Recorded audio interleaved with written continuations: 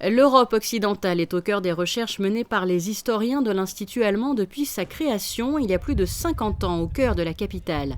Une Europe marquée alors dès le début du XXe siècle par le conflit que l'on appellera la Grande Guerre jusque dans les années 40.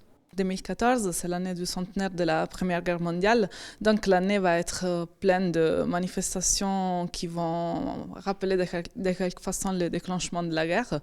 Et l'idée, c'était de faire un colloque sur la paix, donc sur les défenseurs de la paix, pour rappeler aussi cet autre côté de l'avant 1914, pour rappeler qu'en tout cas, il y a eu différents mouvements, des grands mouvements, pour s'opposer à la venue d'une guerre qui parfois semblait s'approcher, parfois ça semblait plus loin. Et parmi les grands défenseurs de la paix dans l'Europe de la Belle Époque figure un souverain, le prince Albert Ier. Et tout comme la baronne Bertha von Suttner, première femme à obtenir le prix Nobel de la paix en 1905, le prince condamne l'antisémitisme et participe à la diffusion d'idées pacifistes.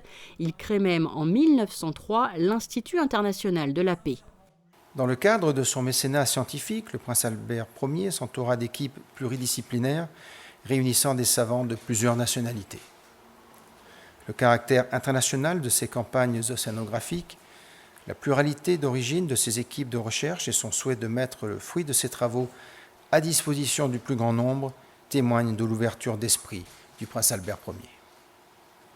Pour lui, la science et les progrès de la connaissance devaient contribuer à rassembler les peuples.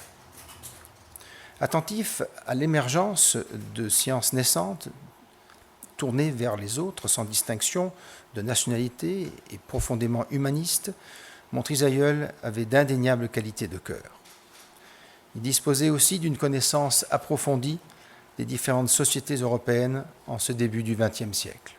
Ce colloque international sur les défenseurs de la paix de 1899 à 1917 aura donc permis d'évoquer un autre volet des actions menées par le prince Albert Ier qui ont largement dépassé les frontières de l'océanographie.